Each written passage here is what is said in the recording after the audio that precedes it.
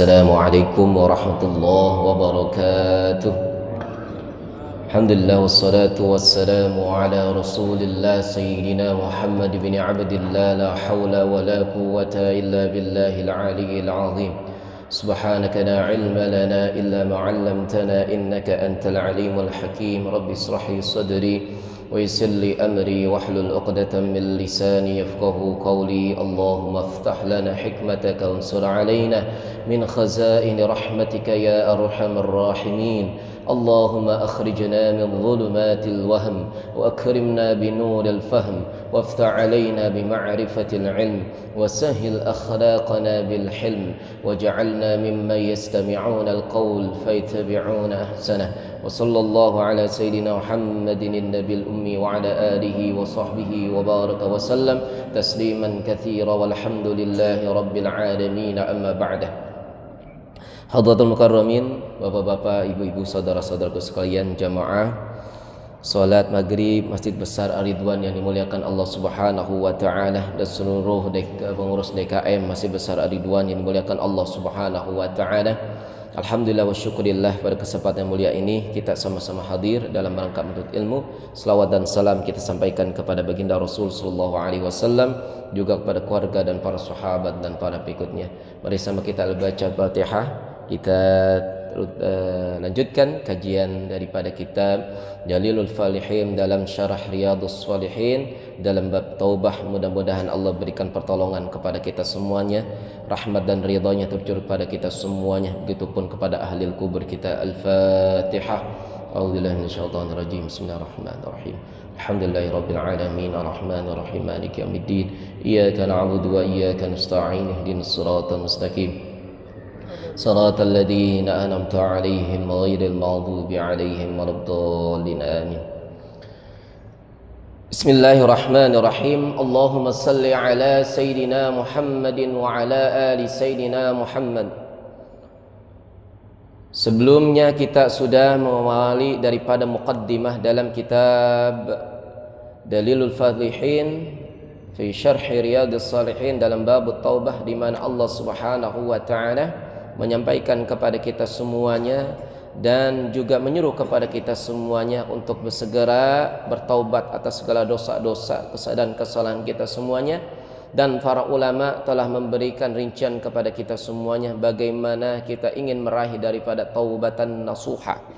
Maka oleh sebab itu Rasul sallallahu alaihi wasallam bersabda kepada kita semuanya, yang mana dituliskan oleh Al-Imam An-Nawawi, dan hal ini telah diriwayati oleh para ulama kita semuanya sampai kepada baginda Rasul sallallahu alaihi wasallam.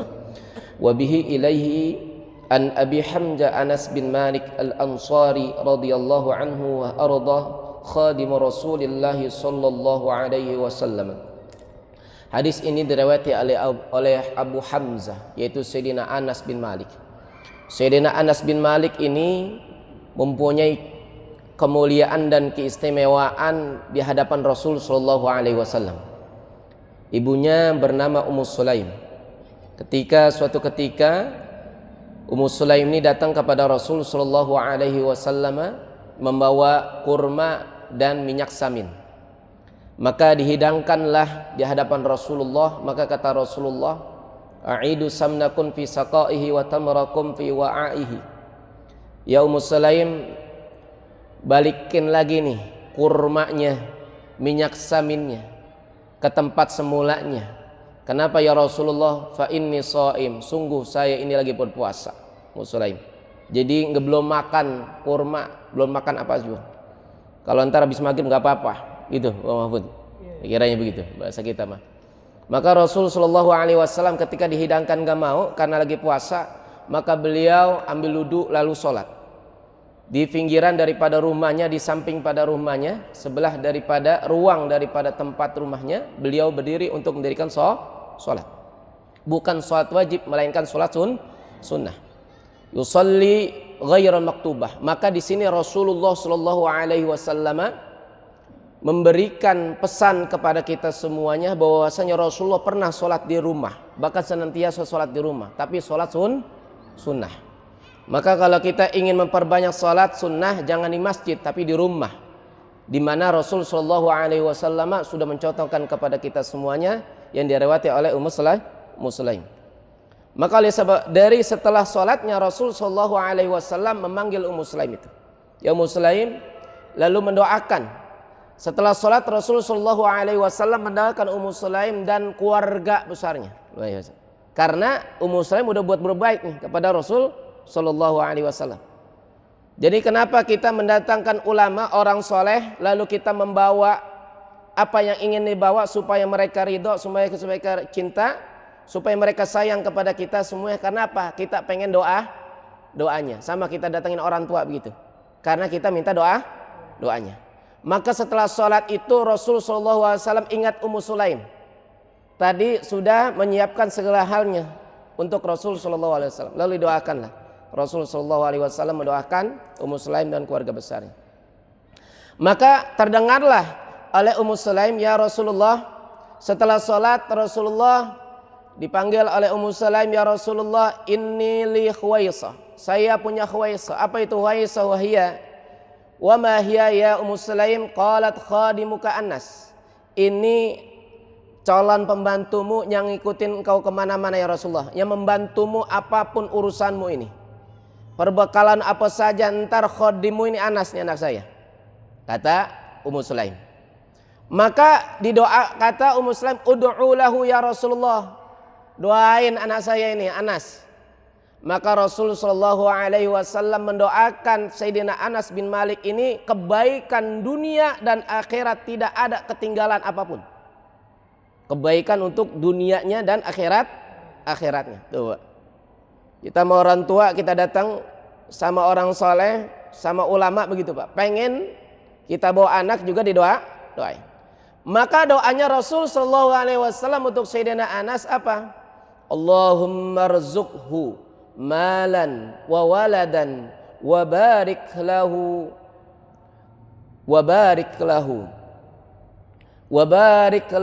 ya.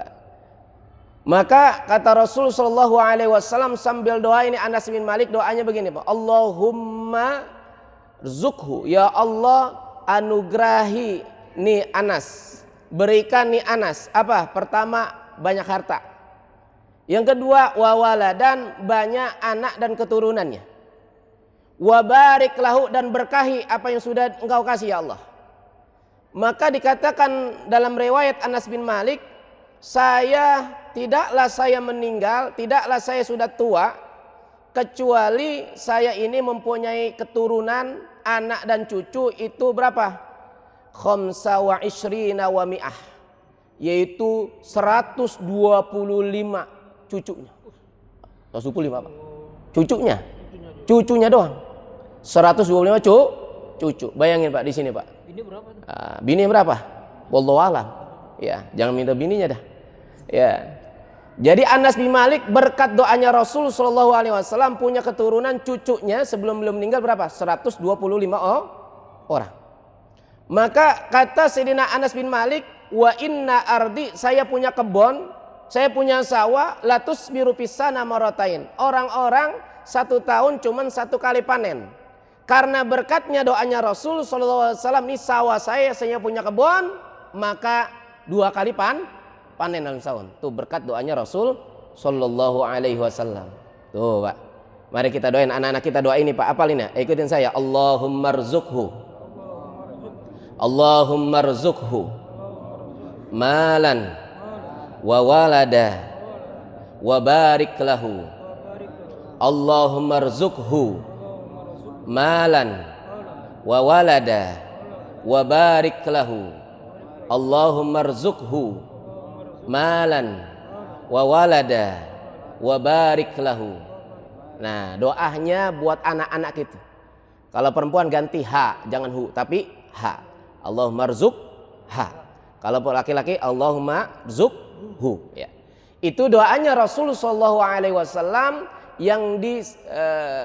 yang diberikan oleh Sayyidina Anas bin Malik radhiyallahu anhu wa arda. Maka beliau adalah salah satu sahabat dari golongan Ansor yang kaya raya karena berkatnya doanya Rasul sallallahu alaihi wasallam. Kalau kata Bapak Mahfud, kalau ada Rasulullah saya minta doain ini nih. Iya. anak banyak, harta banyak, kontrakan banyak. Ini banyak. Ini banyak. Ya seperti itu. Ini adalah ciri khas, Pak. Ciri khas para sahabat yang mana tahu keberkahan doanya Nabi Sallallahu Alaihi Wasallam. Makanya kalau ada orang misalkan mengharamkan minta doa kepada yang tua, kepada ulama, kepada orang soleh, berarti dia nggak pernah baca hadis ini. Karena kita bukan sekedar membaca Al-Quran, tapi pun kita mendengarkan dan membaca daripada hadisnya Rasul Sallallahu Alaihi Wasallam. Yang menjadi apa? Oh iya, ada kebahagiaan, ada kelapangan dalam diri kita. Bahwasanya di antara kita ada orang soleh, ada orang tua yang soleh, dan juga ada para ulama yang mana mereka senantiasa doanya itu sangat diridhoi oleh Allah Subhanahu wa taala, bahkan dicintai oleh Allah Subhanahu wa taala. Maka kita minta doa mereka semuanya agar kita mendapatkan keberkahan dari Allah Subhanahu wa taala. Apa yang disampaikan Sayyidina Anas bin Malik, qala Rasul sallallahu alaihi wasallam, Rasulullah sallallahu alaihi wasallam bersabda, lillahi afrahu bi taubati 'abdihi min ahadikum. Sungguh Allah Subhanahu wa taala sangat bahagia, sangat ridha, sangat cinta kepada hambanya ketika ia bertaubat daripada kalian yang jatuh daripada kendaraannya, jatuh daripada untanya, jatuh daripada kudanya, lalu ia disesatkan di tanah yang lapang. Maka Sayyidina Al-Imam Muslim lalu menambahkan riwayat ini apa? Ketika seorang itu sangat dicintai taubatnya oleh Allah Subhanahu wa taala, cerminan bahwasanya Allah Subhanahu wa taala sangat ridha kepadanya. Seperti halnya di antara kita sedang berpergian naik kuda atau naik onta, Pak. Lalu kita jatuh dari onta kita. Ketika kita pergi tersebut bawa perbekalan, makanan, minuman. Kalau dulu kurma, kalau dulu minyak samin, udah enak banget itu. Kalau sekarang apa kira-kiranya? Hamburger misalkan. Ya. MBG, oh jangan boleh. Apalagi kebab misalkan. Udah enak banget itu. Kita perbekalan kita ada itu di onta kita. Tahu-tahu kita jatuh dari onta kita, onta itu pergi kemana? Kita nggak tahu. Tahu-tahu karena kita sedang saking putus asanya, bapak-bapak semuanya, saking capeknya, kita nyari pohon karena kepanasan, Pak. Ngapain setelah ketemu pohon, Pak? Onta kita hilang, kuda kita hilang, ngapain? Fatoja'a, lalu nyender dari ini. Ya Allah, ini rumah jauh, ya onta saya kabur, perbekalan gak ada, makanan hilang, minuman hilang. Lagi begitu dia, lagi ngomong aja sama Allah. Saking ikhlasnya, saking ridhonya, ontanya muncul, Pak. Dalam riwayat Muslim. Gimana kita itu kalau begitu, Pak? Guyurang banget itu. Udah gitu onta itu ngedeketin kita. Maka dalam riwayat Muslim, maka orang tersebut mengambil pedatinya atau talinya, maka dia pegang ontanya, ketemulah itu ontanya, didapatkannya. Lalu makannya dia dapatkan, minuman pun dia dapatkan dari perbekalannya. Namun Allah Subhanahu wa taala, Pak, kalaulah seorang hamba itu, Pak, sudah saking senangnya, Pak, maka nyebut orang kadang-kadang lupa, Pak. Iya. Namanya samin disebut samun begitu. Sampai dikatakan riwayat ini, Allahumma anta abdi, ya Allah engkau adalah hambaku. Terbalik. Yang benar adalah Allah anta rabbi, ya Allah engkau adalah Tuhanku. Saking gembiranya nyebut nama Allah aja sebagai hambanya. Nah, seperti halnya kita lagi senang banget, Pak. Anak kita panggilin semuanya, sampai tetangga kita panggilin semuanya, sampai namanya kita lupa. Kenapa? Udah saking senangnya kita. Ya, seperti itu. Maka Allah Subhanahu wa taala sangat senang, artinya sangat ridho, sangat sayang kepada hamba-hambanya. Makanya Rasul sallallahu alaihi wasallam sampaikan kepada kita semuanya, inna rahmati sabaqat ghadabi, Pak. Kalau kita ingat hadis ini, kita menangis, Pak. Karena apa? Allah ternyata lebih mendahulukan rahmatnya, kasih sayangnya kepada kita semuanya, melebihi daripada apa? Melebihi daripada marahnya, murkanya kepada hambanya. Maka kalaulah kita semuanya berbuat salah, kalau kita baca hadis ini, Pak, berarti Allah mendahulukan ajabnya kepada kita semuanya atau kasih sayangnya, lalu kita bertobat, Pak. maka Allah mendahulukan rahmatnya agar kita ingat, lalu besok paginya kita bertaubat. Bisa jadi kita ini sekarang ingat kepada Allah atas kesalahan kita, besok bertaubat. Bisa jadi kita berbuat kerusakan di pagi hari, lalu siangnya waktu itu Allah ingatkan, lalu malamnya kita bertaubat. Girang banget Allah Subhanahu wa taala apabila kita melakukan hal itu. Hadir rahimakumullah. Maka Rasul sallallahu alaihi wasallam sampaikan kepada kita semua dalam riwayat Sayyidina Abi Musa, wa bihi ilaihi an Abi Musa Abdillah ibnu Qais al-Ash'ari radhiyallahu anhu wa ardah anin Nabi sallallahu alaihi wasallam qala inna Allah ta'ala yabsutu yadahu bil lail liyatuba musii'u bin nahar. Allah Subhanahu wa taala membentangkan tangannya atau membentangkan rahmatnya. Siapapun yang membuat kerusakan di siang hari, maka Allah cucurkan itu rahmatnya di malam hari. Biar apa? Biar yang melakukan perbuatan dosa di malam hari dia ingat di siang hari, lalu ia bertaubat kepada Allah Subhanahu wa taala. Wa yabsutu yadahu bin nahar yatuba musi'al lail hatta tatusamsi min maghribiha. Kalaupun mereka misalkan itu buat salah di siang hari, Allah sayang kepada kita semuanya. Allah sangat ridho kepada kita semuanya. Apakah Allah ajab? Pasti Allah sadarkan kita, Pak. Baik karena kita jatuh, baik kita karena duri, baik ada yang jatuh dari motor, ada yang kepleset lagi jalan kaki. Ia ingat Allah Subhanahu wa taala, ingat akan kesalahannya, maka pasti setelah itu dia akan bertobat kepada Allah Subhanahu wa taala karena rahmatnya Allah Subhanahu wa taala. Makanya bapak-bapak semuanya, dalam ayatnya Allah Subhanahu wa taala katakan, lillahi yasjudu man fis samawati wal ardi tau'an wa karha. Semuanya yang ada di bumi dan di langit bersujud kepada Allah Subhanahu wa taala, baik secara tau'an dengan kesadaran diri, wa karha baik secara dipaksa, diseret, Pak. Kalau dengan kesadaran sendiri, azan berkumandang kita langsung ke masjid. Kalau karha, Pak, dia merasa tidak dengar, merasa tidak tahu waktu sholat. Kapan ia tahu waktu sholat? Ketika nanti sudah berakhir masanya, Pak. Masanya bagaimana? Dia dosa sakit-sakitan, dia sudah fakir miskin, jatuh daripada kekayaannya menjadi miskin. Dia mungkin jatuh dari motor, jatuh daripada mobil, kepleset dia. Baru ia sadar bahwasanya ia tidak punya apa-apa, semuanya adalah titipan Allah Subhanahu wa taala. Maka dengan hal itu Allah sadarkan dia apa? Wakarha, Pak. Dengan dipaksa. Kita mau ingat kepada Allah, Pak, dengan kesadaran diri apa dipaksa, Pak? Mudah-mudahan dengan kesadaran diri sendiri, Pak. Jangan menganggap diri kita misalkan hidup ratusan tahun. Jarang orang 60 tahun juga sudah bersyukur.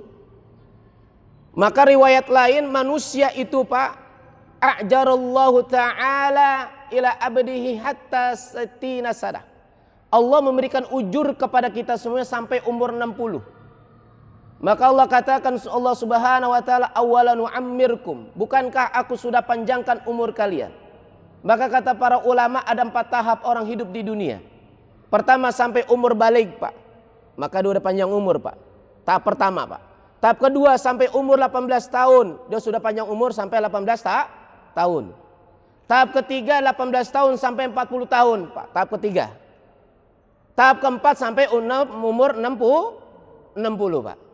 Jadi kalau ada orang yang meninggal sebelum umur baliknya, berarti baru tahap pertama dia. Emang umur segitu di dunia. Ada yang umurnya sampai 18 atau kurang 18, emang tahapnya sampai tahap kedua dia. Ada yang umurnya sampai 40 atau kurang 40, ya memang demikian. Ada yang sampai 60, bahkan lebih. Itu adalah keistimewaan dari Allah Subhanahu wa taala. Maka mudah-mudahan kita semua panjang umur, berkah dari apa yang Allah berikan kepada kita semuanya, agar kita bisa manfaatkan untuk taat dan dekat kepada Allah Subhanahu wa taala. Maka terakhir, ingatkan diri kita semuanya bahwasanya Rasul sallallahu alaihi wasallam sampaikan dalam riwayat Umar bin Khattab radhiyallahu anhu arda, innallaha azza wa jalla yaqbalu taubatal abdi ma lam yughargir. Sesungguhnya Allah Subhanahu wa taala azza wa jalla menerima taubat hambanya sebelum napas di tenggorokan. Artinya orang kalau sudah napas di tenggorokan, dia tidak bisa menyebut apa-apa, tidak bisa mengingat apapun kecuali Allah sadarkan ia, Allah berikan rahmat akan ampunannya, maka tentunya taubat seseorang disitulah tidak diampuni oleh Allah Subhanahu wa taala. Karena apa? Tidak ada kesadaran baginya antara hidup dan mati. Maka sebelum napas kita di tenggorokan, mari sama-sama kita membaca istighfar kepada Allah Subhanahu wa taala agar senantiasa Allah berikan rahmat dan maghfirah kepada kita semuanya. Silakan Bapak aja. Allahu a'lam. Semuanya mungkin ada yang ditanyakan. Silakan kita membuka bab tanya jawab. Ya, silakan. Assalamualaikum warahmatullahi wabarakatuh. Terima kasih. Iya. Saya mau bertanya, pekerjaan apa yang Allah sukai dan Nabi Muhammad sukai? Baik. Iya, baik. Silakan. Tanya. Kerusakan sedikit. Iya. Iya. Ini masalah ya akhlak dan ilmu ini emang ya akhlak perlu ya ilmu ya perlu. Jika tanya mana yang kita utamakan dulu, akhlak apa ilmu nih? Karena kalau menurut saya kalau orang ini akhlaknya baik ya saya menjabarkan seperti ini Bapak. Bapak saya dulu. Baik. Bismillahirrahmanirrahim. Apa amalan yang dicintai Allah Subhanahu wa taala, dicintai Rasul sallallahu alaihi wasallam? Maka Rasul sallallahu alaihi wasallam suatu ketika ada beberapa kejadian atau beberapa waktu Rasul sallallahu alaihi wasallam pernah ditanyakan, "Ya Rasulullah, ma ahabbul a'mal ilallah?" Apa amal yang paling dicintai oleh Allah Subhanahu wa taala? Dalam satu riwayat maka Rasul sallallahu alaihi wasallam sampaikan as-salatu fi waqtiha, salat tepat pada waktunya. Itu yang pertama. Ada yang dalam riwayat lain al-jihadu fisabilillah, jihad di jalan Allah Subhanahu wa taala. Dan juga dalam satu halnya juga tadi yang paling cinta Allah Subhanahu wa taala menyegerakan taubat. Jadi banyak jalan yang kita ambil tapi Allah ridho dan Allah sukai. Mudahnya ketika kita mau sholat yang sering kita tinggalkan, bahkan pun saya sering tinggalkan apa Pak? Apa kata Rasul sallallahu alaihi wasallam? Laula an asyqa ala ummati la amartuhum bi inda bisiwaki inda kulli shalah. Kalaulah tidak menyulitkan umatku, maka aku perintahkan umatku itu sebelum ia sholat untuk siwak. Itu amalan yang mudah dan mendatangkan ridha Allah Subhanahu wa taala. Kita kan Pak jarang Pak siwak Pak. Kalau ada yang pulang haji doang mau umroh dikasih siwak, kita taruh sini Pak. Habis itu kita nggak pakai. Padahal itu amalan mudah tapi mendatangkan ridho Allah Subhanahu wa taala. Tuh Baji. Ya. Kalau sholat tepat waktu kita usahakan. Jihad fisabilillah kita usahakan. Walaupun halnya kita nggak pakai pedang, tapi sekarang pakai apa? Yang bodoh harus menjadi berilmu, yang kaya, yang miskin jangan sampai minta-minta, yang kaya harus memberi. Itu jihad kita sekarang. Ya. Bertaubat kita, siapapun kita, salah ya pasti bertaubat. Enggak salah pun tetap dia salah di hadapan Allah Subhanahu wa taala. Bisa jadi dia salah karena jabatannya, bisa salah dia dengan hartanya, bisa salah dengan kelakuannya, bisa salah dengan sikapnya. Maka taubat kita ditunggu oleh Allah Subhanahu wa taala karena taubat itu sangat disukai oleh Allah Subhanahu wa taala. Maka kata Allah, "Wasari'u ila magfiratim mir rabbikum." Maka bersegeralah kalian untuk meraih daripada ampunan Allah Subhanahu wa ta'ala.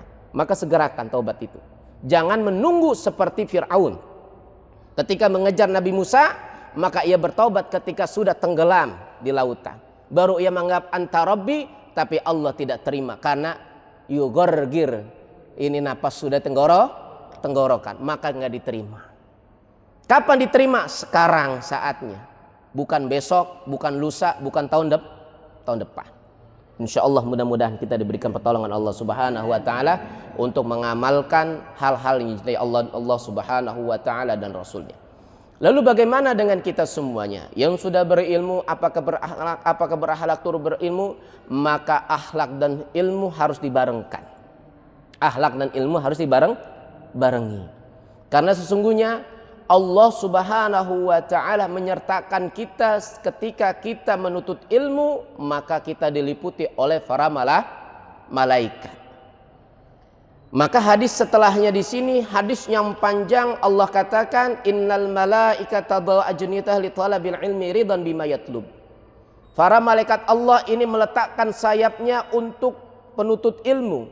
Maka malaikat ini mengaminkan apa yang diminta oleh si penuntut ilmu, ini kita semuanya. Makanya di tempat-tempat majelis taklim, di sekolah, di madrasah, anak-anak kita sampaikan, kalau guru nerangin banyak-banyak berdoa. Kita dengerin lalu banyak-banyak berdoa kepada Allah. Karena apa? Malaikat lagi naungin kita dan mengaminkan segala doa-doa kita. Maka adabnya ketika kita menuntut ilmu, ketika guru sedang berbicara, dengarkan. Kalau jauh kita dekati. Kenapa? Itulah adab. Itulah adab. Ilmu bagaimana? Kita dengerin, kita perhatikan, lalu kita resapi, lalu kita amalkan. Adabnya bagaimana? Kita deketin guru. Apa sih yang disampaikan guru? Apa sih yang harus kita lakukan? Apa yang harus kita sampaikan? Apa yang harus kita minta kejelasannya? Maka disitulah Rasulullah SAW ketika kedatangan malaikat Jibril, maka di depan hadapan langsung oleh malaikat Jibril, siku bertemu siku, lutut bertemu lutut, berhadapan matanya malaikat Jibril dengan Rasul SAW menanyakan Islam, iman, dan ihsan. Maka Rasul SAW menjawab, tapi kata Rasulullah, mal mas'ulu anhu a'lamu minas sa'il. Tidaklah yang ditanya lebih tahu daripada yang menanyakan. Karena yang menanyakan bukan manusia ini, tapi yang menanyakan adalah malaikat Jibril alaihi salam, mengajarkan kepada kita semua bagaimana cara menuntut ilmu, Pak. Makanya kalau majelis taklim, Pak, jangan jauh-jauh, Pak, mohon maaf. Karena apa? Karena itu adab namanya. Jadi berilmu kudu beradab, harus dibarengi. Wallahu a'lam bishawab. Mudah-mudahan kita bisa mengamalkan untuk seterusnya agar kita mendapatkan ilmu dan juga mendapatkan keberkahan dari Allah Subhanahu wa taala. Kita bisa mengamalkan sehingga Allah curahkan rahmat dan maghfirahnya kepada kita semuanya, kepada guru-guru kita dan ahli kubur kita semuanya. Astaghfirullahaladzim, astaghfirullahaladzim, astaghfirullahaladzim. Innallaha wal ghafurur rahim. Bismillahirrahmanirrahim. Alhamdulillahi rabbil alamin. حمدا يوافي نعمه ويكافئ مزيده يا ربنا لك الحمد لك الشكر كما ينبغي لجلالك الكريم ولعظيم سلطانك اللهم صل وسلم وبارك على سيدنا محمد وعلى آل سيدنا محمد لا إله إلا أنت سبحانك إني كنت من الظالمين فاستجبنا له ونجيناه من الغم وكذلك ننجي المؤمنين اللهم انفعنا بما علمتنا وعلمنا بما ينفعنا وارزقنا علوما تنفعنا برحمتك يا أرحم الراحمين اللهم أرنا الحق حقا وارزقنا اتباعه وأرنا الباطل باطلا وارزقنا اجتنابه اللهم إنك تعلم سرنا وعلانيتنا فاعبل معذرتنا وتعلم حاجتنا فأت لنا سؤلنا وتعلم ما في أنفسنا فاغفر لنا ذنوبنا يا من يعلم خائنة العين وما تخفي الصدور والله يقضي بالحق والذين يدعون من دونه لا يقضون بالشيء إن الله هو السميع البصير ربنا آتنا في الدنيا حسنة وفي الآخرة حسنة وقنا عذاب النار وصلى الله على سيدنا محمد النبي الأمي وعلى آله وصحبه وبارك وسلم تسليما كثيرا سبحان ربك رب العزة عما يصفون سلام على المرسلين والحمد لله رب العالمين أوصيكم ونفسي بتقوى الله السلام عليكم ورحمة الله وبركاته